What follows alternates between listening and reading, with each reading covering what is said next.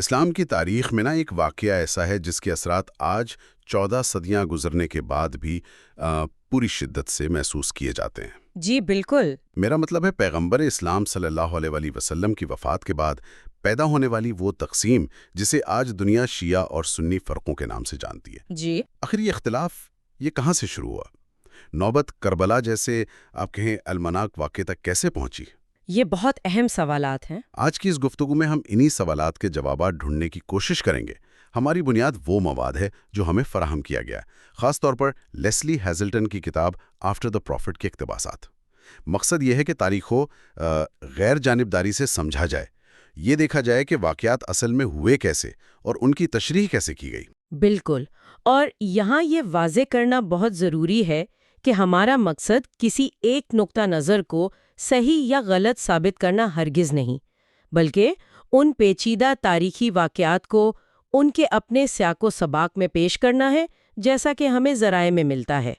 ہم دیکھیں گے کہ جانشینی کا یہ سوال کیسے اٹھا اور پھر کیسے اس نے ابتدائی مسلم معاشرے کو اتنی گہرائی تک متاثر کیا۔ تو آئیے کہانی کا آغاز وہیں سے کرتے ہیں جہاں سے یہ تقسیم آپ کہہ لیں شروع ہوئی، یعنی پیغمبر اسلام صلی اللہ علیہ وسلم کی زندگی کے آخری ایام۔ وہ شدید بیمار تھے، مدینہ میں اپنی اہلیہ عائشہ رضی اللہ تعالی عنہا کے حجرے میں، اور یہ وہ وقت تھا جب جانشینی کا سوال تقریباً سب کے ذہنوں میں تھا۔ جی، صورتحال یہ تھی کہ پیغمبر صلی اللہ علیہ وسلم کا کوئی بیٹا حیات نہیں تھا جو روایتی طور پر جانشین بنتا، اور نہ ہی انہوں نے کسی کو واضح طور پر اپنا جانشین نامزد کیا تھا۔ عربی محاورے میں جیسے کہتے ہیں وہ ابتر تھے، یعنی بغیر کسی مرد وارث کے۔ یہ ایک ایسا خلا تھا جس نے آپ کہہ سکتی ہیں مستقبل کے اختلافات کی بنیاد رکھ دی۔ ہاں، اگر کوئی واضح جانشین ہوتا تو شاید تاریخ بالکل مختلف ہوتی۔ یقیناً۔ اسی بیماری کے دوران ایک واقعہ بھی پیش آیا جسے قلم اور کاغذ کا واقعہ کہتے ہیں۔ ایک موقع پر پیغمبر صلی اللہ علیہ وسلم نے لکھنے کا سامان طلب کیا تاکہ بقول ان کے ایک ایسی تحریر لکھ دوں جس کے بعد تم گمراہ نہ ہو۔ جی ہاں۔ اس پر وہاں جو لوگ موجود تھے ان میں اختلاف ہو گیا۔ جی ہاں، کچھ کا خیال تھا کہ شاید وہ علی کو اپنا جانشین نامزد کرنا چاہتے ہیں۔ بحث شروع ہو گئی، اور وہ بھی کافی شدید۔ عمر کا موقف تھا کہ پیغمبر صلی اللہ علیہ وسلم شدید تکلیف میں ہیں اور ہمارے لیے اللہ کی کتاب کافی ہے۔ اچھا۔ ان کا کہنا تھا کہ اس حالت میں انہیں مزید زحمت نہ دی جائے۔ شور اتنا بڑھا کہ پیغمبر صلی اللہ علیہ وسلم نے سب کو جانے کو کہہ دیا، اور وہ تحریر پھر کبھی لکھی ہی نہ جا سکی۔ تو یہ واقعات دکھاتا ہے کہ جانشینی کا معاملہ اس وقت تک کتنا حساس ہو چکا تھا۔ جی، اور اس پر شدید اختلاف رائے بھی موجود تھا۔ اچھا، جانشینی کے اس مرکزی مسئلے سے پہلے ایک اور واقعہ بھی اہم ہے جس نے لگتا ہے اہم شخصیات کے درمیان تعلقات پر گہرے اثرات ڈالے۔ یہ ہار کا معاملہ یا افیئر آف دا نیکلس کے نام سے مشہور ہے۔ جی، مختصر یہ کہ ایک سفر کے دوران عائشہ کا ہار کہیں گر گیا۔ وہ اسے ڈھونڈنے میں پیچھے رہ گئیں اور قافلہ آگے نکل گیا۔ بعد میں صفوان نامی ایک نوجوان سپاہی انہیں اپنے اونٹ پر واپس مدینہ لائے۔ اور دن کی روشنی میں ایک نوجوان خاتون کا ایک نوجوان مرد کے ساتھ اکیلے واپس آنا؟ بالکل، یہ مدینہ میں ایک بڑا سکینڈل بن گیا۔ یہ صرف عائشہ کی ذات کا معاملہ نہیں رہا، بلکہ ان کے والد ابو بکر رضی اللہ تعالی عنہ اور خود پیغمبر صلی اللہ علیہ وآلہ وسلم کی ساکھ پر بھی سوال اٹھنے لگے۔ اس واقعہ نے نہ صرف مدینہ کے اندر جو پہلے سے مہاجرین اور انصار کی تقسیم موجود تھی اسے ہوا دی، جی ہاں، بلکہ عائشہ اور علی کے درمیان بھی ایک تلخی پیدا کر دی۔ کم از کم عائشہ کے بیان کے مطابق تو یہی ہے۔ جی، ان کے مطابق جب پیغمبر صلی اللہ علیہ وآلہ وسلم نے علی سے مشورہ کیا تو انہوں نے کافی سخت رویہ اختیار کیا اور طلاق کا مشورہ دے دیا۔ اگرچہ بعد میں قرآن کی وحی نازل ہوئی اور عائشہ کی بڑیت ہو گئی۔ جی، لیکن یہ واقعہ یہ ضرور ظاہر کرتا ہے کہ کیسے ذاتی نوعیت کے واقعات بھی اس نازک سیاسی اور سماجی ماحول میں کتنے بڑے نتائج کے حامل ہو سکتے تھے۔ بالکل، اور جہاں تک علی کی اپنی حیثیت کا تعلق ہے وہ تو بلا شبہ ابتدائی اسلام کی مرکزی شخصیات میں سے ایک ہیں۔ اس میں تو کوئی شک نہیں، وہ اسلام قبول کرنے والے پہلے مرد تھے، پیغمبر صلی اللہ علیہ وسلم کے چچا زاد بھائی تھے اور داماد بھی۔ جی، اور پیغمبر صلی اللہ علیہ وسلم نے مختلف موقعوں پر ان کی فضیلت بھی بیان کی، جیسے وہ مشہور قول ہے، میں علم کا شہر ہوں اور علی اس کا دروازہ ہیں۔ بالکل۔ اور پھر وہ غدیر خم کا مشہور واقعہ بھی ہے۔ حج سے واپسی پر پیغمبر صلی اللہ علیہ وسلم نے علی کا ہاتھ بلند کر کے فرمایا، جس کا میں مولا اس کا علی مولا۔ جی، اور اس مولا لفظ کے معنی پر آج تک بحث ہوتی ہے۔ شیعہ حضرات اسے رہنما یا آقا کے معنی میں لیتے ہیں اور اسے علی کی جانشینی کا ایک واضح اعلان سمجھتے ہیں، جبکہ سنی نقطہ نظر سے یہ دوست یا مددگار کے معنی میں زیادہ ہے، جو علی کی فضیلت تو ثابت کرتا ہے لیکن شاید جانشینی کا اتنا واضح اعلان نہیں۔ اور فرق ہے۔ دلچسپ بات یہ بھی ہے کہ روایات میں آتا ہے کہ عمر رضی اللہ تعالیٰ عنہ نے اس موقع پر علی رضی اللہ تعالیٰ عنہ مبارکباد بھی دی تھی۔ جی، یہ روایت بھی ملتی ہے۔ یہی ابہام اور مختلف تشریحات ہیں جو بعد میں اختلافات کی بنیاد بنی۔ تو جب 8 جون 632 کو پیغمبر صلی اللہ علیہ وسلم کا انتقال ہوا تو یہ سوال فوراً سامنے آ گیا کہ اب امت کی قیادت کون کرے گا؟ اور اسی لمحے انتقال کے وقت بھی ایک اختلاف سامنے آیا وہ کون سا؟ کہ آخری وقت میں پیغمبر صلی اللہ علیہ وآلہ وسلم کا سر مبارک کس کی گود میں تھا؟ سنی روایات کہتی ہیں عائشہ رضی اللہ تعالیٰ عنہ کی گود میں، اچھا، جبکہ شیعہ روایات کے مطابق علی رضی اللہ تعالیٰ عنہ کی گود میں تھا۔ یہ علامتی اختلاف بھی بعد میں بہت اہمیت اختیار کر گیا۔ صحابہ تو شدید غم میں تھے۔ عمر رضی اللہ تعالیٰ عنہ جیسے بہادر شخص بھی یہ ماننے کو تیار نہیں تھے کہ پیغمبر صلی اللہ علیہ وسلم وفات پا گئے ہیں۔ جی ہاں، تب ابو بکر رضی اللہ تعالیٰ عنہ نے آگے بڑھ کر صورتحال کو سنبھالا اور وہ مشہور خطبہ دیا کہ جو محمد صلی اللہ علیہ وآلہ وسلم کی عبادت کرتے تھے، جان لیں کہ محمد صلی اللہ علیہ وآلہ وسلم وفات پا گئے، اور جو اللہ کی عبادت کرتے تھے تو اللہ زندہ ہے، اسے کبھی موت نہیں آئے گی۔ اس نے لوگوں کو سنبھالا۔ جی، اس نے ایک طرح سے لوگوں کو حقیقت سے روشناس کرایا، لیکن تدفین سے پہلے ہی ایک اور اہم واقعہ ہو گیا۔ سقیفہ بنی ساعدہ؟ بالکل، مدینہ کے انصار نے سقیفہ بنی ساعدہ نامی جگہ پر اپنا رہنما منتخب کرنے کے لیے ایک اجلاس بلایا، شورا۔ اور مہاجرین کو اس میں مدعو نہیں کیا گیا تھا؟ جی نہیں، جب ابو بکر اور عمر کو پتہ چلا تو وہ کچھ ساتھیوں کے ساتھ وہاں پہنچ گئے۔ علی رضی اللہ تعالیٰ عنہ اور پیغمبر صلی اللہ علیہ وآلہ وسلم کے خاندان کے دوسرے اہم لوگ اس وقت تدفین کے انتظامات میں مصروف تھے، اس لیے وہ وہاں موجود نہیں تھے۔ سقیفہ میں تو پھر یقیناً گرما گرم بحث ہوئی ہوگی۔ بہت زیادہ۔ انصار اپنا رہنما چاہتے تھے، مہاجرین کا اصرار تھا کہ رہنما قریش سے ہونا چاہیے تاکہ عرب قبائل میں اتحاد قائم رہے۔ آخرکار عمر نے ابو بکر کا نام پیش کیا اور فوراً ان کے ہاتھ پر بیعت کر لی۔ اور پھر وہاں موجود اکثر لوگوں نے بھی بیعت کر لی۔ جی، اسے سنی نقطہ نظر سے امت کے مفاد میں ایک اجماع یا اتفاق رائے سمجھا جاتا ہے۔ لیکن شیعہ نقطہ نظر سے یہ علی رضی اللہ تعالیٰ عنہ کے حق کے خلافت پر آپ کہہ لیں ایک طرح کی جلد بازی تھی، شاید سازش بھی، کیونکہ پیغمبر صلی اللہ علیہ وآلہ وسلم کے سب سے قریبی رشتہ دار کی غیر موجودگی میں فیصلہ ہوا۔ بالکل، یہی وہ پہلا بڑا سیاسی قدم تھا جس نے تقسیم کے بیج بو دیے۔ تو ابو بکر رضی اللہ تعالیٰ عنہ پہلے خلیفہ بنے 632 سے 634 تک۔ جی، اور علی رضی اللہ تعالیٰ عنہ اور ان کے اہل خانہ نے روایات کے مطابق فوراً بیعت نہیں کی تھی۔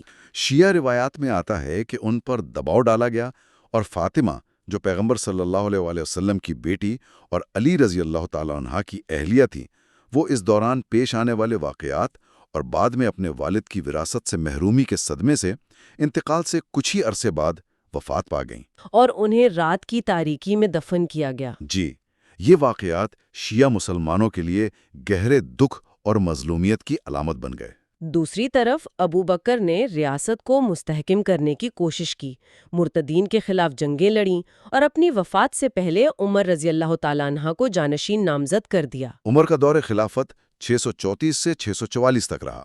اس میں اسلامی سلطنت بہت پھیلی۔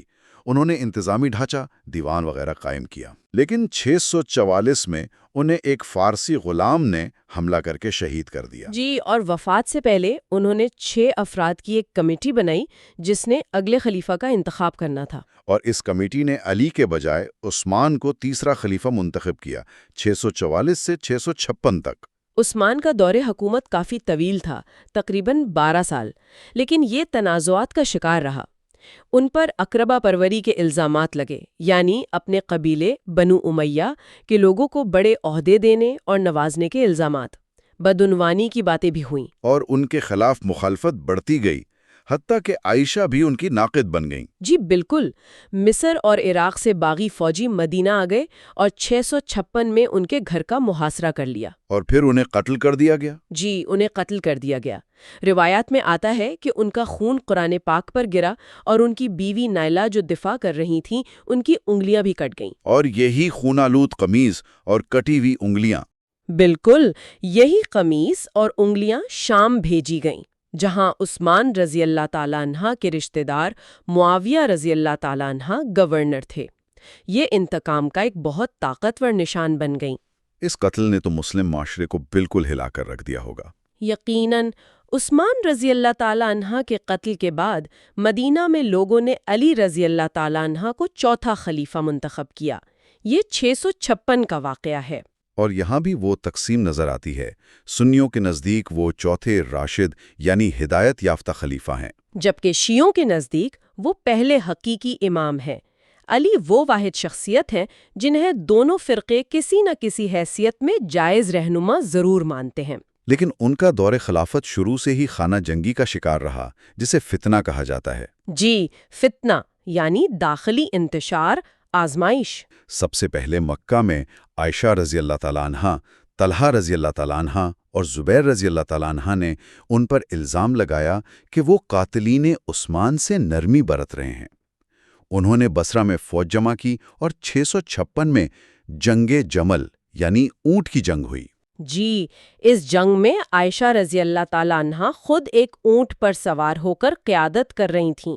یہ اسلام کی تاریخ میں پہلی جنگ تھی جس میں مسلمان آپس میں لڑے۔ اس میں علی کو فتح ہوئی، طلحہ رضی اللہ اور زبیر مارے گئے اور عائشہ رضی اللہ کو عزت کے ساتھ مدینہ واپس بھیج دیا گیا۔ اس کے بعد علی رضی اللہ کو شام کے گورنر معاویہ رضی اللہ کی طرف سے چیلنج کا سامنا کرنا پڑا۔ معاویہ رضی اللہ نے عثمان رضی اللہ کے خون کا بدلہ لینے کا نعرہ بلند کیا اور علی کی بیعت کرنے سے انکار کر دیا۔ اور پھر 657 میں صفین کے مقام پر جنگ ہوئی۔ جی، صفین کے مقام پر دونوں فوجوں میں طویل عرصے تک محاذہ رائی رہی۔ پھر شدید لڑائی ہوئی۔ جب معاویہ کی فوج شکست کے قریب پہنچی تو انہوں نے ایک چال چلی۔ انہوں نے اپنے سپاہیوں کو حکم دیا کہ نیزوں پر قرآن بلند کر دیں، جس کا مطلب تھا کہ فیصلہ تلوار سے نہیں قرآن سے کیا جائے۔ بالکل۔ اس چال سے علی کی فوج میں پھوٹ پڑ گئی۔ بہت سے لوگ لڑائی روکنے پر اصرار کرنے لگے۔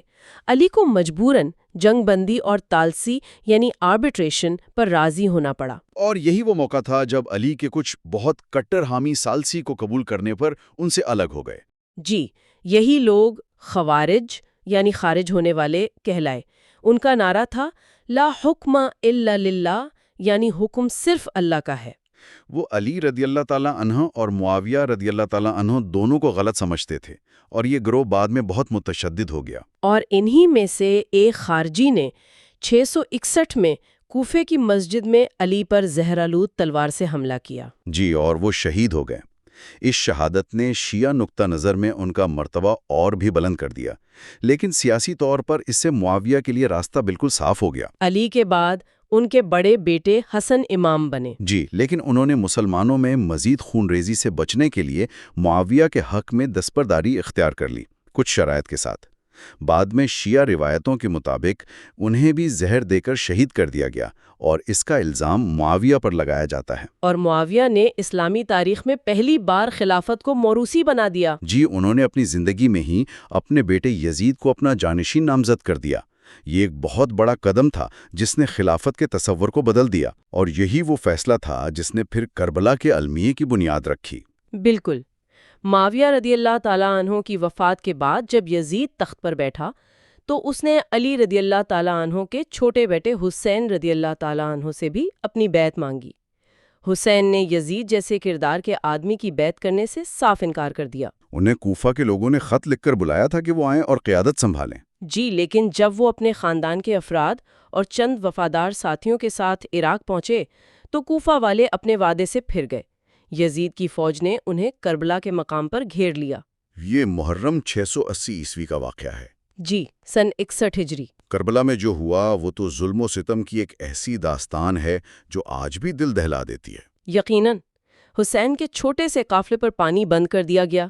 کئی دن وہ پیاسے رہے۔ پھر عاشورہ یعنی 10 محرم کو یزیدی فوج نے حملہ کر دیا۔ ایک ایک کر کے سب شہید ہوئے۔ حسین کے بھتیجے قاسم، جن کی اسی دن شادی ہوئی تھی، ان کے بھائی عباس علمدار جو پانی لانے گئے تھے، ان کے جوان بیٹے علی اکبر، حتیٰ کہ ان کے 6 ماہ کے شیرخوار بیٹے علی اصغر کو بھی تیر مار کر شہید کر دیا گیا۔ اور آخر میں حسین خود بھی اپنے تقریباً 72 وفادار ساتھیوں کے ساتھ بڑی بہادری سے لڑتے ہوئے شہید ہو گئے۔ شہادت کے بعد بھی ظلم نہیں رکا۔ جی نہیں، شہداء کے سر کاٹ کر نیزوں پر چڑھائے گئے، جسموں کو گھوڑوں سے پامال کیا گیا۔ حسین کے خاندان کی خواتین اور ان کے بیمار بیٹے علی زین العابدین کو قیدی بنا کر پہلے کوفہ اور پھر دمشق یزید کے دربار میں لے جایا گیا۔ لیکن وہاں حسین کی بہن زینب نے کمال جرأت کا مظاہرہ کیا۔ جی، انہوں نے کوفہ اور دمشق کے درباروں میں بڑے جرأت مندانہ خطبے دیے اور یزید کے ظلم کو سب کے سامنے بے نقاب کیا۔ کربلا کا یہ واقعہ شیعہ شناخت اور عقیدت کا بنیادی محور بن گیا۔ بالکل، ماتم، مجالس، مرثیے، تعزیے، جلوس، یہ سب اسی عظیم قربانی کی یاد میں کیے جاتے ہیں۔ جیسا کہ مصنفہ کہتی ہیں، حسین کی شہادت صرف ایک موت نہیں تھی، یہ ایک لافانی داستان کا آغاز ثابت ہوئی۔ جی، حسین کے بعد امامت کا سلسلہ ان کے بیٹے علی زین العابدین سے آگے بڑھا، اور شیعہ عقیدے کے مطابق 12ویں امام مہدی غیبت میں ہیں اور قیامت سے پہلے ان کی واپسی کا انتظار کیا جاتا ہے۔ کربلا کی یاد اور شہادت کا یہ تصور شیعہ فکر کا بالکل مرکزی نقطہ ہے۔ اور جدید دور میں بھی کربلا کی یہ علامت زندہ ہے۔ ایران کے انقلاب میں ہم نے دیکھا کہ کس طرح علی شریعتی اور پھر آیت اللہ خمینی نے اسے ظلم کے خلاف مزاحمت کی علامت کے طور پر استعمال کیا۔ جی ہاں، وہ نعرہ ہر دن عاشورہ ہر زمی کربلا اسی جذبے کی عکاسی کرتا ہے۔ 2006 میں سامرا میں 11ویں اور 12ویں امام کے مزار عسکریہ مزار پر جو حملہ ہوا وہ بھی اسی لیے اتنا علامتی تھا، کیونکہ وہ شیعہ امید اور شناخت کے مرکز پر حملہ تھا۔ بالکل، وقت کے ساتھ ساتھ یہ فقہی، مذہبی اور تاریخی اختلافات گہرے ہوتے گئے، حدیث کے الگ الگ مجموعے مرتب ہوئے، تاریخ کی اپنی اپنی تشریحات بن گئیں، فتنہ کا مطلب بھی بدلتا رہا، کبھی یہ اندرونی خلشار سمجھا گیا، کبھی بیرونی سازش۔ اور یہ تقسیم آج تک مسلم دنیا کو کسی نہ کسی شکل میں متاثر کر رہی ہے۔ جی، افسوس کی بات ہے کہ یہ سلسلہ ابھی تک جاری ہے۔ تو خلاصہ یہ ہے کہ پیغمبر صلی اللہ علیہ وسلم کی وفات کے فوراً بعد جانشینی کے سوال سے جو اختلاف شروع ہوا تھا، وہ سیاسی فیصلوں، ذاتی رنجشوں، قبائلی عصبیتوں اور پھر جنگوں اور المناک واقعات جیسے کربلا سے گزرتا ہوا ایک مستقل گہری تقسیم کی شکل اختیار کر گیا۔ جی، اور یہ صرف سیاست کا معاملہ نہیں تھا، اس میں عقیدہ، گہرے جذبات، خاندانی وفاداریاں اور تاریخ کی اپنی اپنی تعبیریں، سب کچھ شامل تھا۔ یہ پوری کہانی ہمیں یہ سوچنے پر مجبور کرتی ہے کہ تاریخ کیسے لکھی جاتی ہے، کیسے یاد رکھی جاتی ہے، اصل واقعات کیا تھے، اور عقیدت، یادداشت اور وقت نے انہیں کیا شکل دے دی ہے۔ اور سب سے اہم سوال شاید یہ ہے کہ کیا اس تاریخ کو سمجھنا ہمیں آج کے دور میں ایک دوسرے کے قریب لا سکتا ہے یا یہ خلیج کو مزید گہرا کرتا ہے؟ یہ بہت اہم سوالات ہیں جن پر غور و فکر کی ضرورت ہے۔ اور سامعین کے لیے بھی ایک آخری نقطہ چھوڑے جاتے ہیں۔ کیا تاریخ کے ان آپ کہہ لیں جذباتی زخموں کو سمجھنے کے لیے موروثی تجزیے اور گہرے مذہبی جذبات کے درمیان کوئی توازن قائم کرنا ممکن ہے؟ یا پھر جیسا کہ مصنفہ نے اشارہ کیا، کیا حسین رضی اللہ تعالی عنہ کی شہادت جیسے مسیح کی موت تاریخ سے بلند ہو کر ایک ایسی مابعدل تاریخی حقیقت بن چکی ہے جسے صرف عقیدے کی آنکھ سے ہی مکمل طور پر سمجھا جا سکتا ہے؟